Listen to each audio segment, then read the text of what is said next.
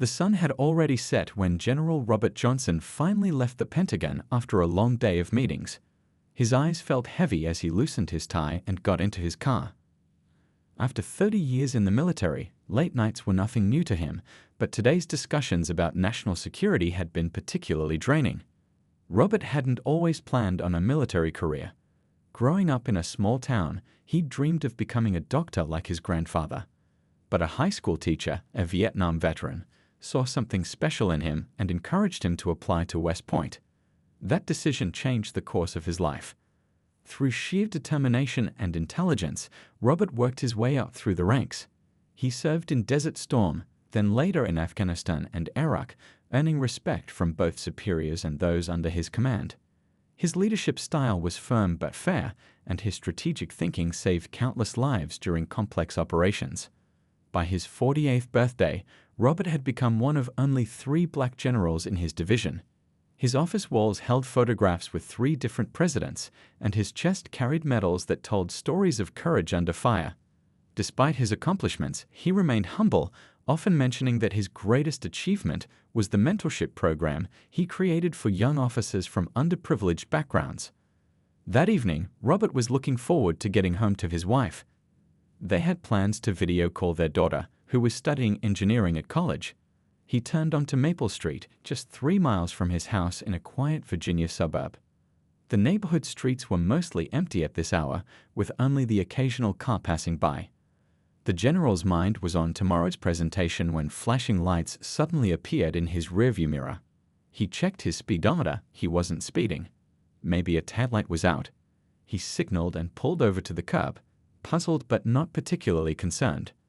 The dashboard clock read 9:47 p.m. as the red and blue lights cast strange shadows across the interior of his car.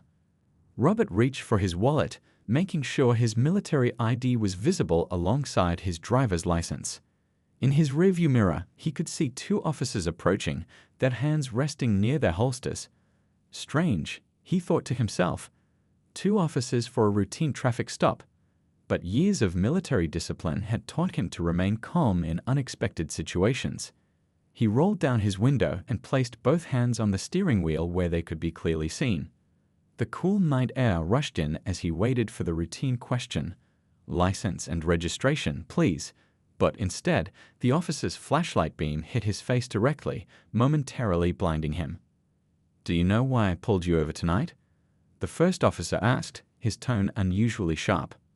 "No, sir, I don't," Robert replied respectfully, maintaining his composure despite his growing unease. The second officer circled to the passenger side, peering into the car with obvious suspicion. Robert noticed how the officer's expression changed when he looked at the expensive leather seats and high-end dashboard of the new Lexus, a car Robert had purchased just last month after years of saving. Little did these officers know they weren't dealing with just any driver that night. They had no idea that the man they stopped was responsible for coordinating military operations across 3 continents. They couldn't see the general's stars through his civilian clothes or recognize the strategic mind that advisors at the highest levels of government consulted regularly. As the tension began to build, Robert took a deep breath. He had faced danger in war zones around the world, but somehow this ordinary street in suburban America suddenly felt just as unpredictable. "Step out of the vehicle, sir," the first officer ordered, his hand now resting firmly on his holster. His nameplate read, "Officer Wilson." Robert blinked in surprise. "May I ask why?" "I don't believe I was speeding." The second officer, whose nameplate showed Officer Brooks, moved closer to the driver's window. "Just following procedure. Now step out of the vehicle." Something felt wrong, but Robert's years of training had taught him to stay calm in tense situations. He nodded politely. "Of course, officers." As Robert carefully opened his door, he noticed neighbors across the street peering through their windows. An older couple walking their dog had stopped to watch. Robert stepped out slowly, keeping his movements deliberate and his hands visible. "I'm reaching for my ID," he said calmly, moving his hand toward his pocket. "Keep your hands where I can see them." Officer Wilson suddenly shouted, his voice cutting through the quiet night air. Robert froze, hands raised slightly. "My identification is in my wallet, sir. My military ID is there as well. I'm a general at the Pentagon. Officer Brooks scoffed. Yeah, and I'm the president. He exchanged a look with his partner that made Robert's stomach tighten. In that moment, Robert understood that these officers weren't seeing his rank or his accomplishments. They were seeing only his skin color. Nice car for someone your age, Officer Wilson remarked, running his hand along the polished door of the Lexus. How long have you owned it? I purchased it last month, Robert replied evenly, maintaining his composure despite the obvious implications of the question. Mind if we take a look inside? Without waiting for permission, Officer Brooks was already shining his flashlight through the windows, illuminating Robert's briefcase on the passenger seat. Actually, I do mind. You need a warrant or probable cause, Robert stated firmly but respectfully. I've done nothing wrong, and I'd like to know why I was pulled over. Officer Wilson stepped closer, his face just inches from Robert's. You seem nervous. Got something to hide? Not at all, Robert replied, keeping his voice level despite his rising anger. I'm simply exercising my rights as a citizen. A citizen, huh? Officer Wilson's tone was mocking now. Let me see some ID then, citizen. Robert slowly reached for his wallet, narrating his movements. I'm reaching for my wallet in my back pocket. As he pulled out his military ID alongside his driver's license, Officer Wilson suddenly knocked them from his hand. He's reaching, Wilson shouted, drawing his weapon while Officer Brooks rushed forward, grabbing Robert's arm and twisting it behind his back. The pain shot through Robert's shoulder as he was slammed against his own car. The cold metal pressed against his cheek as Officer Brooks roughly patted him down. 20 feet away, the older couple with the dog stood frozen in shock, the woman covering her mouth with her hand. This is unnecessary, Robert said through gritted teeth. My name is General Robert Johnson. I oversee operations at the Pentagon. You can call my office to verify my identity. Sure thing, General, Officer Wilson laughed, emphasizing the title with obvious disbelief. And I bet you fly fighter jets on the weekend too. As handcuffs clicked around his wrists, Robert could hear more neighbors emerging from their homes. Doors opened and closed. Whispers carried across lawns. Someone was recording with their phone. Check the trunk. Officer Wilson instructed his partner while keeping his hand firmly on Robert's shoulder. Officer Brooks popped the trunk, rifling through Robert's gym bag and a box of documents he was bringing home to review. 3 decades of military service, Robert thought bitterly. Combat zones in 3 different countries. Briefings in the Oval Office. And here he was, handcuffed against his car less than 3 miles from his own home. My briefcase contains classified documents, Robert said firmly. You are not authorized to search it without proper clearance. Oh, we've got ourselves a real important man here. Officer Wilson called to his partner. Says we need clearance to do our jobs. Robert closed his eyes briefly, focusing on his breathing the way he taught countless young soldiers to do under pressure. This battle would require a different kind of strategy. The metal handcuffs bit into Robert's wrists as he stood beside his car, watching Officer Brooks carelessly flip through his briefcase. Important papers scattered across the passenger seat, some falling to the floor of the car. Sir, those are confidential military documents, Robert said, maintaining his composure despite the humiliation burning in his chest. You're compromising national security. Officer Wilson tightened his grip on Robert's arm. Everyone's got an excuse, don't they? A small crowd had gathered now. Robert could feel their eyes on him, some curious, others concerned. A young man across the street had his phone raised, clearly recording the whole incident. In any other situation, Robert might have appreciated the documentation, but right now, it only added to his humiliation. I've served this country for 30 years, Robert said, his voice steady despite his anger. I've commanded troops in combat and advised presidents. I deserve to be treated with basic respect. Oh, you want respect? Officer Wilson smirked. How about you show us some respect first? Answer my questions. Where'd you get this fancy car? How can you afford to live in this neighborhood? Robert took a deep breath. Losing his temper wouldn't help. He'd faced worse situations, bullets flying in Baghdad, tense negotiations with foreign officials, life or death decisions that kept him awake at night. This was different, but he would handle it with the same discipline. I earned my car the same way I earned these scars, Robert replied calmly, nodding toward the visible mark on his forearm from shrapnel he'd taken during his second tour through service to this country. An older woman stepped forward from the growing crowd. "I know this man," she called out. "He lives 3 streets over. He's a military officer." Officer Brooks ignored her, continuing to search the car. "Look what we have here," he said, pulling out Robert's military dress uniform from where it hung in the back seat. The metals clinked together as the officer roughly handled the jacket. "Please be careful with that," Robert said, unable to keep a slight edge from his voice. "Those medals were earned with blood." A neighbor Robert recognized from community meetings approached cautiously. "Officers, I can vouch for this gentleman. His name is General Johnson. He spoke at our Veterans Day ceremony last year." Officer Wilson barely glanced at the man. "Step back, sir. This doesn't concern you."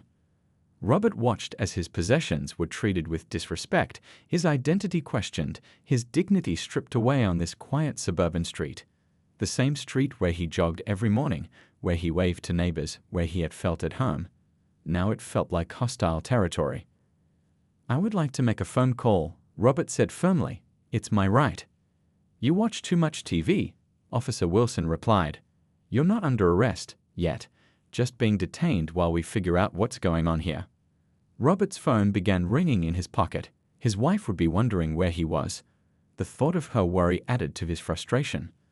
"That's probably my wife," he said. "May I answer it to let her know I'm okay?" Officer Brooks shook his head. "No phone calls." The streetlights cast long shadows across the pavement as Robert stood there, handcuffed and helpless.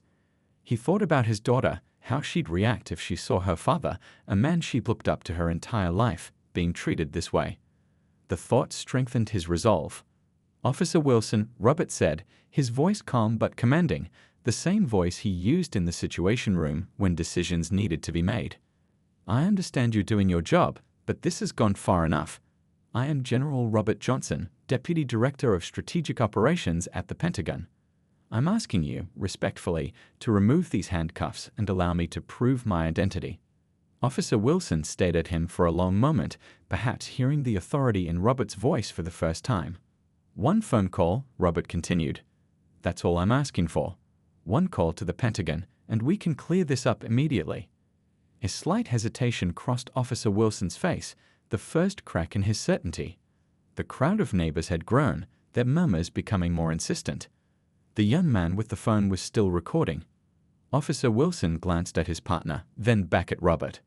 "One call," he finally said. "But this better not be a waste of my time." With his hands still cuffed behind his back, Robert recited a phone number to Officer Wilson, who reluctantly dialed it on his own phone.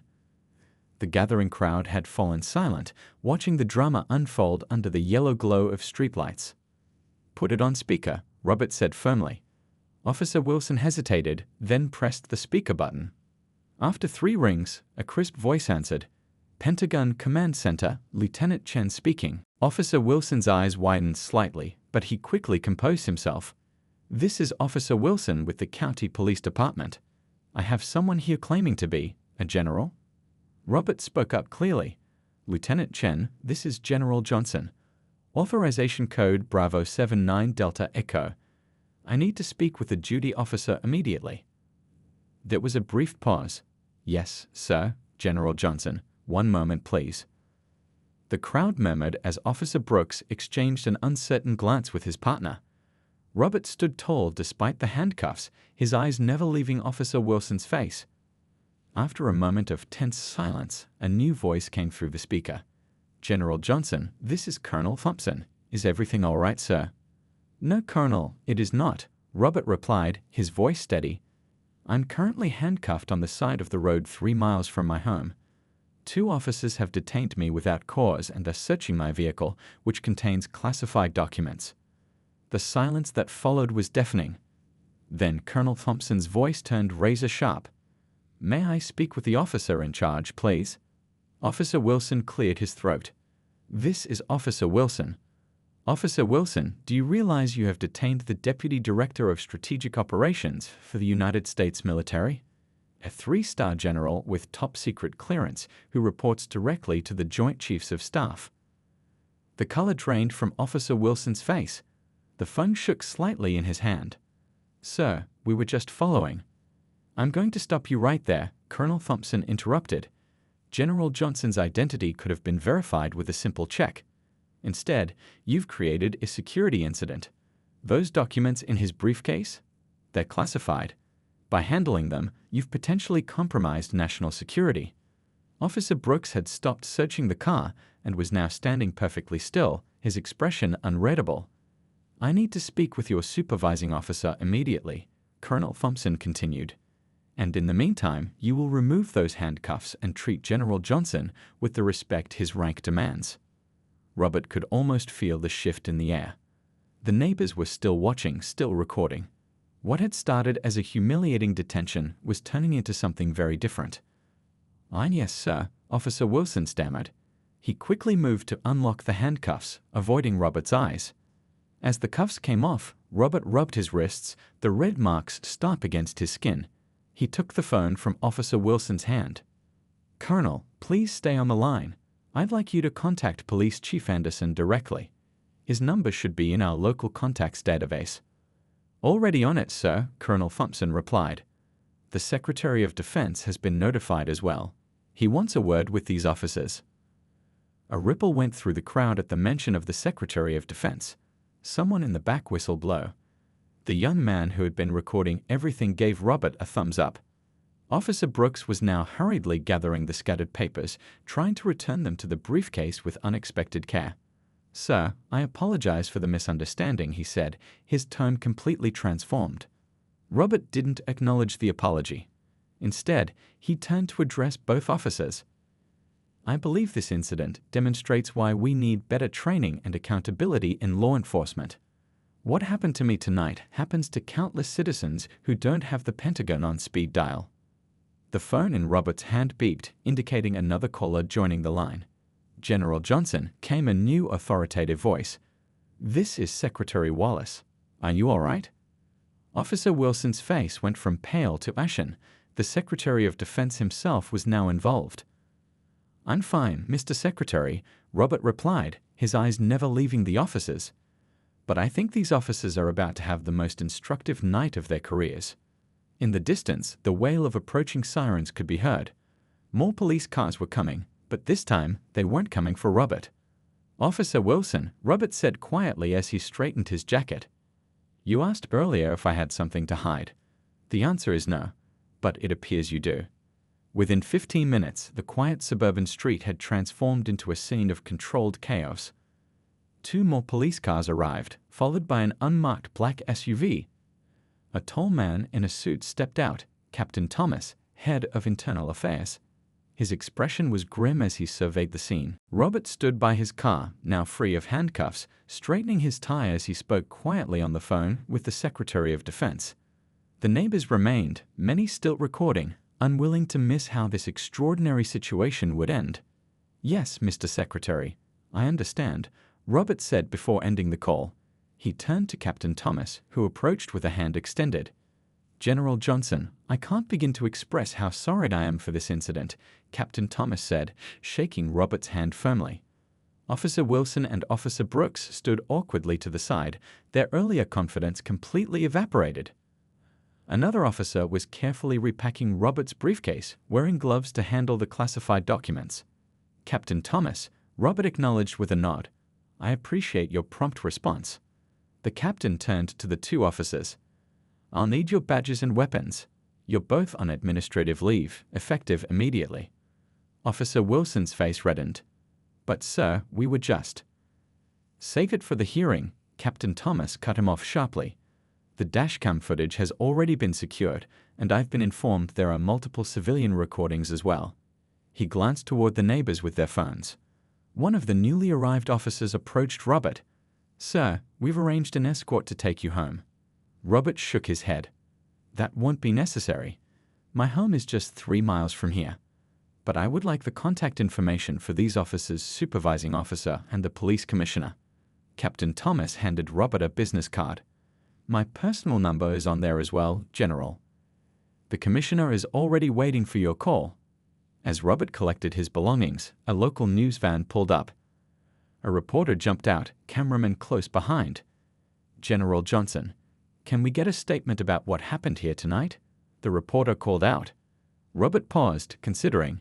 He could see Officer Wilson and Officer Brooks being escorted to separate police cars, their faces downcast. Part of him, the part that was still angry and humiliated, wanted to share every detail with the press, but the strategist in him knew better. "Not tonight," he replied to the reporter.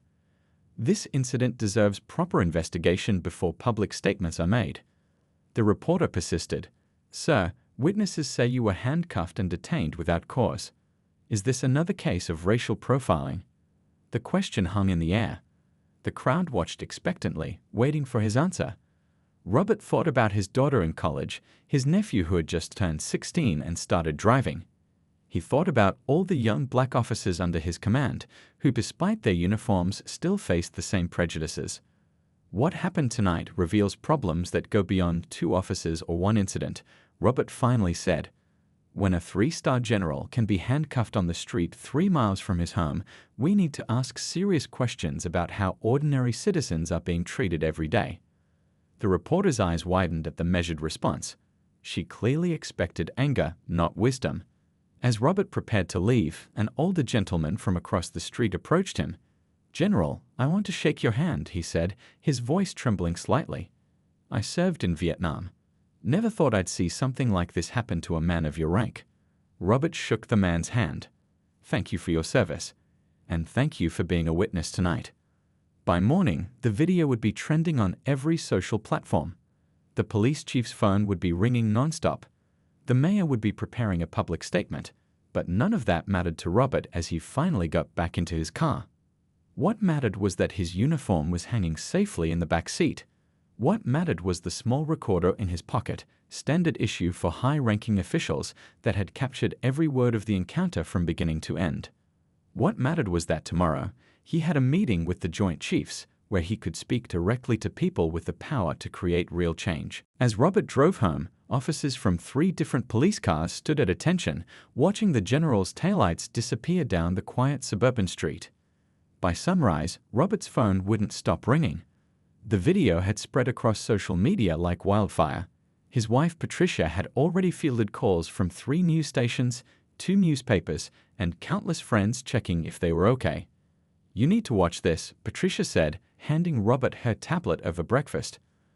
On the screen was the police department's official dashboard camera footage, released much faster than usual in such cases. Robert watched silently as the entire incident played out from a new angle. Every word, every action was captured in stark clarity. His military training had taught him to analyze situations objectively, but watching himself being handcuffed brought back the anger and humiliation he'd felt. "The department released this at 6 a.m., Patricia explained.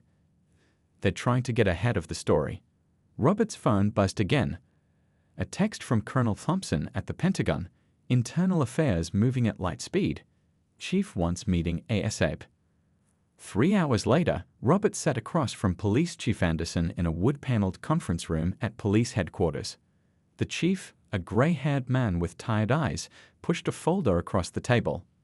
"This is everything we have on Officers Wilson and Brooks," he said, including 3 previous complaints of similar behavior that were overlooked. Robert opened the folder. The documents inside told a troubling story: traffic stops targeting minorities, excessive force complaints, and supervisors who had repeatedly looked the other way. "Why are you showing me this?" Robert asked, though he already knew the answer. Chief Anderson sighed heavily. "Because we have a problem, and we need help fixing it. What happened to you has happened to others without your connections or power. The difference is you can actually make people listen." The door opened and Mayor Reynolds walked in, hand extended. "General Johnson, thank you for coming. I want to personally apologize for what happened." Robert shook his hand but remained focused. "Apologies are necessary but insufficient, Mr. Mayor. What's needed is action." The meeting lasted 3 hours. By the end, Robert had outlined a framework for reform that went far beyond punishing 2 officers. The mayor and police chief listened intently as Robert drew on his military experience of rebuilding trust in conflict zones. Community oversight with actual authority, Robert insisted. Transparent disciplinary processes, and most importantly, a complete review of all previous complaints. As Robert left police headquarters, cameras and microphones greeted him. He offered a brief statement emphasizing that the goal wasn't punishment but improvement. Behind his measured words was a lifetime of navigating difficult situations with diplomacy. Meanwhile, across town, Officer Wilson sat in his living room watching the coverage with his wife. The television showed Robert's military record: 3 combat tours, 2 Purple Hearts, and a Distinguished Service Medal. The commentator was discussing how Wilson's career was effectively over. "I didn't know," Wilson whispered, more to himself than to his wife. "How could I have known?" His wife didn't answer, just stared at the screen where photos of Officer Wilson and Officer Brooks were now being displayed alongside their service records, which included the previously buried complaints. Back at the Pentagon that afternoon, Robert briefed the Joint Chiefs on the incident. The room was silent as he recounted the events without embellishment or emotion. "Gentlemen," he concluded, "this is about more than one traffic stop or 2 officers. This is about systems that allow bias to go unchecked." Admiral Clark, the oldest member of the Joint Chiefs, spoke up. "What do you recommend, General?" Robert outlined his proposal: a partnership between Pentagon leadership training and police departments nationwide, using military expertise to improve police training and accountability. "We've learned how to build trust in hostile environments," Robert explained. "Those skills are transferable." By evening, the internal affairs investigation had formally begun. Officer Wilson and Officer Brooks were placed on unpaid leave. Their police union representative made a brief statement about due process, but even he seemed to know this case was different. Robert returned home exhausted but determined. Patricia met him at the door with their daughter on video call from college. "Dad, you're trending on 3 different platforms," his daughter said with a mix of pride and concern. "Are you really okay?" Robert smiled at his daughter's face on the screen. "I'm fine. But more importantly, I think something good might come from this." As he sat down for dinner, Robert's phone lit up with a message from an unknown number. "General, my name is Michael Taylor. 3 years ago, those same officers detained my teenage son. No one believed us. Thank you for fighting back." Robert showed the message to Patricia. "This is why we can't let this go," he said quietly. "Not everyone has the Pentagon on speed dial." 3 months passed in a whirlwind of meetings, interviews, and planning sessions. Robert had expected the story to fade from public attention after a few days, but something about his case had struck a chord. Perhaps it was the stark contrast: a 3-star general with a spotless record being handcuffed on the street, or perhaps people were simply ready for change. On a bright Monday morning, Robert stood at a podium in front of City Hall. Behind him were the mayor, the police chief, and representatives from community organizations that had long pushed for police reform. Camera flashes popped as he unveiled a new sign: Community Oversight Board, established 2025. "This board will have real authority," Robert explained to the gathered crowd, "not just to review complaints, but to participate in hiring decisions, training programs, and policy changes. The members are elected by the community, not appointed by officials." A reporter raised her hand. "General Johnson, it's been 3 months since your detention. Can you tell us what happened to Officers Wilson and Brooks?" Robert nodded. "After a thorough investigation, both officers were terminated from the force last week. The evidence from dashboard cameras, body cameras, and witness statements left no room for doubt about their conduct."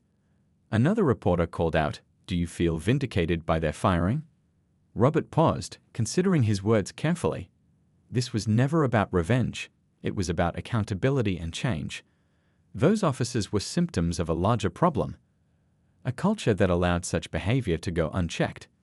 Their termination is just one small part of the solution. After the press conference, Robert met privately with a group of 20 police officers who had been selected for a new training program. These officers would become instructors themselves, spreading new approaches throughout the department. "The military taught me something valuable," Robert told them as they sat in a circle. "Authority without accountability leads to abuse. Trust without verification leads to failure. But when we get it right, when we build systems based on respect and clear standards, everyone benefits." A young officer raised her hand. "Sir, how do we balance safety concerns with treating everyone with respect? Sometimes split-second decisions are necessary." Excellent question, Robert replied. That's exactly why proper training is crucial. The military operates in life or death situations constantly, yet we have clear rules of engagement. We'll be implementing similar protocols here, with regular practice scenarios to build the right instincts.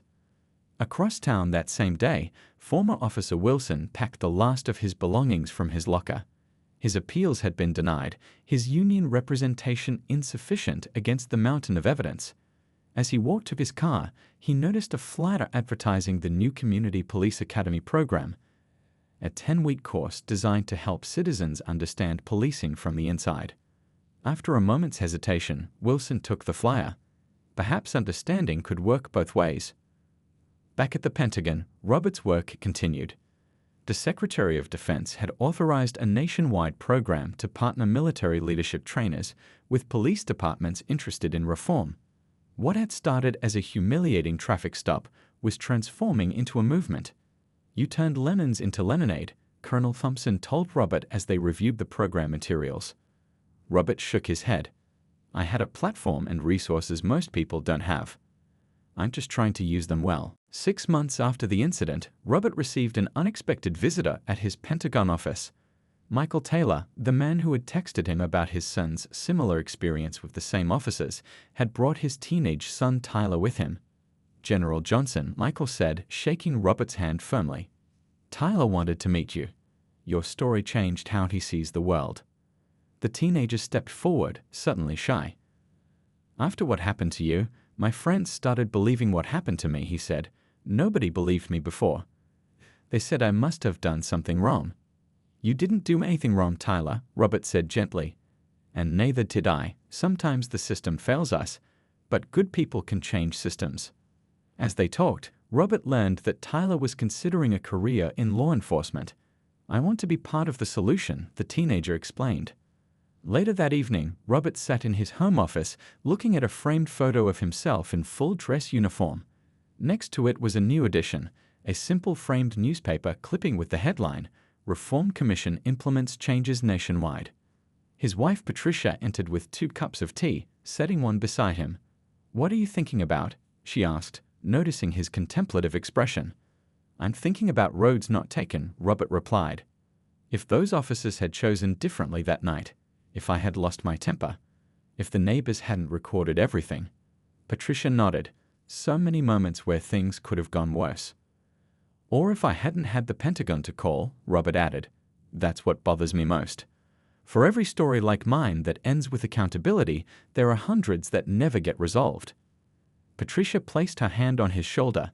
"That's why your work matters. You're changing the odds for the next person." Outside their window, a police car drove slowly down the street, a community patrol instituted under the new policies. The officer inside waved to a group of children playing basketball in a driveway. Small changes, Robert thought, but meaningful ones.